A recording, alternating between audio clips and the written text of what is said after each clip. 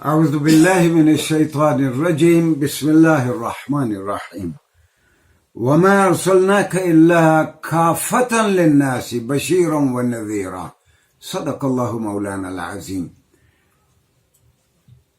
جو آیت پڑھنے کی میں نے سعادت حاصل کی، اللہ نے فرمایا رسول اللہ صلی اللہ علیہ وآلہ وسلم کو خطاب کر کے کہ اے محمد صلی اللہ علیہ وسلم، ہم نے آپ کو پوری دھرتی اور پوری بشریت کے لیے نبی بنا کر بھیجا ہے تاکہ آپ اچھے لوگوں کو خوشخبری دیں کہ انہیں آخرت میں انعام دیا جائے گا، اور برے لوگوں کو آپ آگاہ کریں، ان کو ڈرائیں کہ اگر تمہاری یہی روش رہی تو اللہ مواخذہ کرے گا۔ ناظرین گرامی، پچھلے 2 پروگرامز میں ہم نے تذکرہ کیا کہ تھیمز آف دا قرآن کے مضامین کیا ہیں۔ اس سلسلے میں نے اسلاف میں سے 3 بڑے علماء کا اور برصغیر پاک و ہند کے حضرت شاہ ولی اللہ دہلوی رحمہ اللہ کا تذکرہ کیا کہ انہوں نے اس موضوع پہ خوب لکھا۔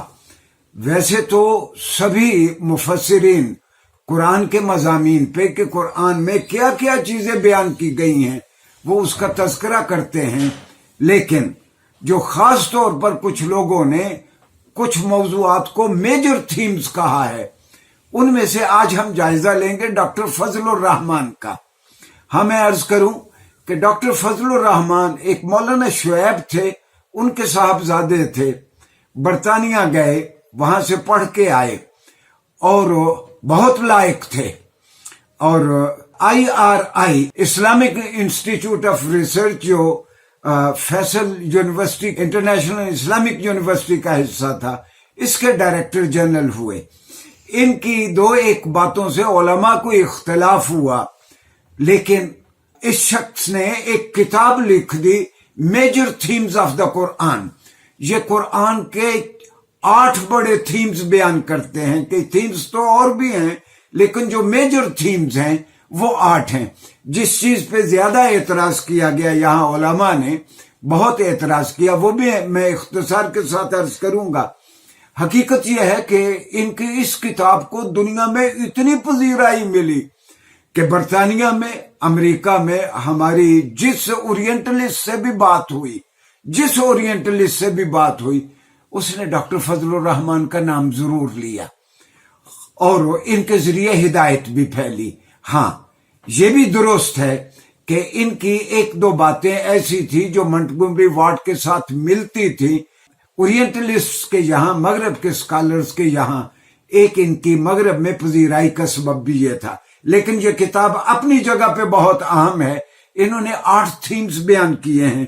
یہ کہتے ہیں کہ پہلا مضمون تو جو قرآن کریم میں خاص طور پر بیان کیا گیا وہ یہ ہے کہ اللہ کی صفات کیا کیا ہیں۔ وہ ایک ایسی ذات گرامی ہے جس کی صفات کا شمار ہی نہیں کیا جا سکتا۔ ہاں، اس ضمن میں ناظرین گرامی میں عرض کر دوں، ہمارے جو صوفیاء ہیں وہ بالعموم ایک حدیث بیان کرتے ہیں۔ کچھ لوگوں نے اس کو موضوع حدیث کہا ہے، کچھ لوگوں نے اس کو ضعیف حدیث کہا ہے۔ عام طور پر جو حدیث بیان کی جاتی ہے، تخلقوا باخلاق اللہ، لوگوں تم وہی اخلاق اپناؤ جو اللہ کا ہے۔ کہنے میں یہ بات بہت خوبصورت ہے اور یہ اسلامی تعلیمات کے مطابق بھی ہے، لیکن حقیقت یہ ہے کہ یہ رسول اللہ صلی اللہ علیہ وسلم نے یہ الفاظ نہیں فرمائے۔ ہم مسلمان رسول اللہ صلی اللہ علیہ وسلم کی جانب کوئی بیان منسوب کرنے میں ہمیں بہت احتیاط کرنی چاہیے۔ یہی مضامین قرآن کریم کی اور آیات میں بھی ہیں۔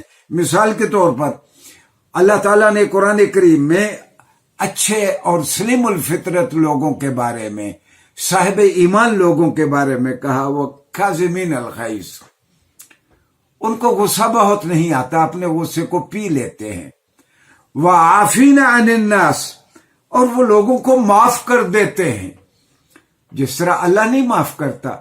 ہم سے سارا دن کوتاہیاں ہوتی ہیں، اللہ پھر بھی ہمیں رزق دیتا ہے، اپنے انعامات ہم پہ جاری رکھتا ہے۔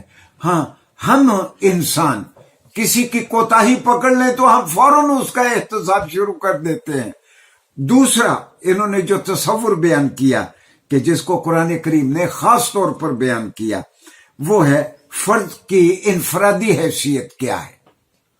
ہر فرد اپنی جگہ پہ ذمہ دار فرد ہے معاشرے کا، اور وہ اپنے کاموں کے لیے اللہ کے سامنے جواب دہ ہے۔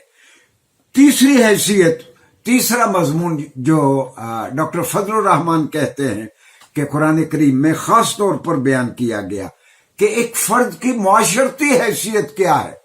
میں عرض کروں دنیا کے جتنے بھی مذاہب ہیں وہ ایک ماحول میں فرد کی معاشرتی حیثیت کو متعین کرنے کی کوشش کرتے ہیں، جس طرح رسول اللہ صلی اللہ علیہ وسلم نے فرمایا کلکم راع و مسئول عن رعیتہ، بھئی آپ میں سے ہر کوئی ذمہ دار ہے، اور جو لوگ اس کے زیر اثر ہیں، زیر نگی ہیں، قیامت کے روز ان کے بارے میں ان سے سوال کیا جائے گا۔